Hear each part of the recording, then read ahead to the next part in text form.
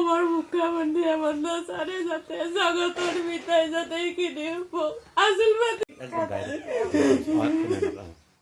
মই উপস্থিত আছোঁ কামৰূপ জিলাৰ পলাকবাৰী সমষ্টিৰ এক সাতপখলি গাঁও।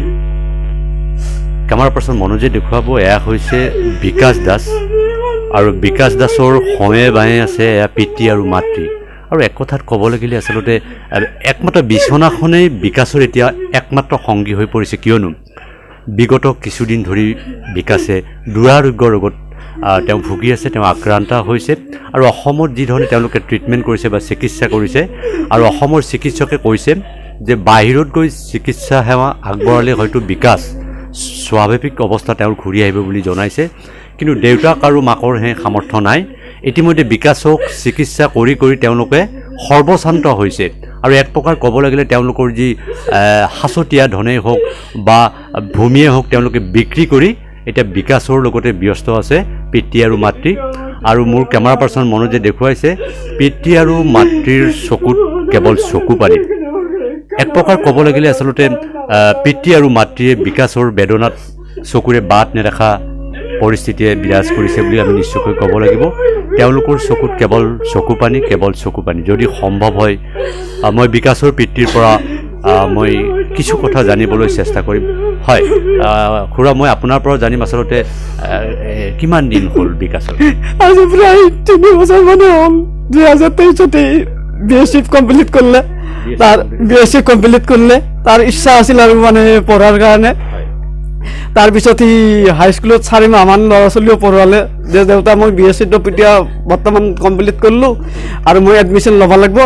গতিকে 2-4 দিনমানৰ কাৰণে হ'লেও ল'ৰা ছোৱালীৰ কাৰণে অলপমান শিক্ষাৰ কাৰণে মই হাইস্কুলখনক যাওঁ। তাতে শিক্ষকৰ ছাৰো কম আছে, গতিকে সিংকে বুলি তাকে গাড়ী প্ৰায় 4 মাহমান পঢ়োৱাৰ পিছত তাৰ এই ৰোগত পৰিল। ৰোগত পৰাৰ পিছত মই জণ্ডিছ বুলি মোৰ আগতো প্ৰথম ল'ৰা এটা ঢুকাইছে 12 বছৰমান বয়সতে জণ্ডিছতে।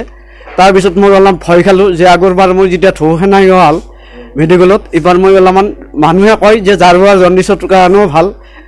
প্ৰায় এসপ্তাহ এটা কথা জানিব পাৰিম, আচলতে জানিব খুজিম এই আপুনি কি ক'ব এই মুহূৰ্তত ৰাইজকেই হওক বা মুখ্যমন্ত্ৰীক কি ক'ব আপুনি? যে মই এতিয়া যিখিনি মই পাৰোঁ মই মানে ট্ৰিটমেণ্ট কৰিলে, কিন্তু মই এতিয়া জানামতে ছাৰে যদি মোক সহায় কৰে, মুখ্যমন্ত্ৰী যদি মোক এই ল'ৰাটোক চাই বাটেৰে নি তাক সুৰাস্তা দিব পাৰে, শৰীৰটো বচাই ৰাখে, মই তাৰ কাৰণে মই ক'ব লাগিব। আচলতে তেওঁলোকে এটা বাট চাইছে যে অসমৰ মুখ্যমন্ত্ৰী, ৰাজ্যৰ মুখ্যমন্ত্ৰী ডক্টৰ হিমন্ত বিশ্বই তেওঁলোকক সহায় কৰিব লাগে বুলি তেওঁলোকে কাটোৰ আহ্বান জনাইছে।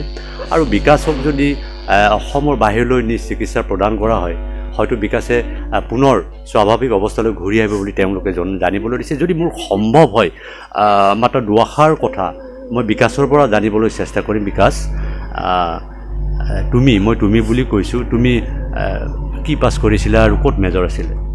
মোৰ ফিজিক্সত অনাৰ্ছ আছিল। ডিগ্ৰী কলেজৰ পৰা BSc কমপ্লিট কৰাত 2023 চনত কৈছিলোঁ। ইচ্ছা আছিলে, কিন্তু ঘৰৰ ইমান নহয়, আৰ্থিকভাৱে পিছপৰা অলপ তাৰ কাৰণে অলপ এতিয়া স্কুল এখনতে পঢ়ুৱাই আছিলোঁ 4 মাহমান। তাৰপিছতে মোৰ বেমাৰ, ছাৰে যাতে মোক বাহিৰত অলপ চিকিৎসাৰ সুবিধা কৰি দিয়ে মই ভাল পাম। নিশ্চয়কৈ। আৰু আমি বিকাশৰ সৈতে আৰু বেছি কথা পাতিবলৈ আমি নিশ্চয় যত্ন নকৰিম, কিন্তু তেওঁলোকে এটাই আহ্বান জনাইছে যে ৰাজ্যৰ মুখ্যমন্ত্ৰী ডক্টৰ হিমন্ত বিশ্ব শৰ্মাক আচলতে বিকাশৰ পিতৃ আৰু মাতৃ আৰু বিকাশেও মুখ্যমন্ত্ৰীলৈ তেওঁলোকে কাটোৰ অনুৰোধ জনাইছে, কাটোৰ আহ্বান জনাইছে ৰাজ্যৰ বাহিৰত গৈ বিকাশৰ যাতে এক সুচিকিৎসাৰ ব্যৱস্থা কৰি দিয়ে তাৰ বাবে তেওঁলোকে আহ্বান জনাইছে।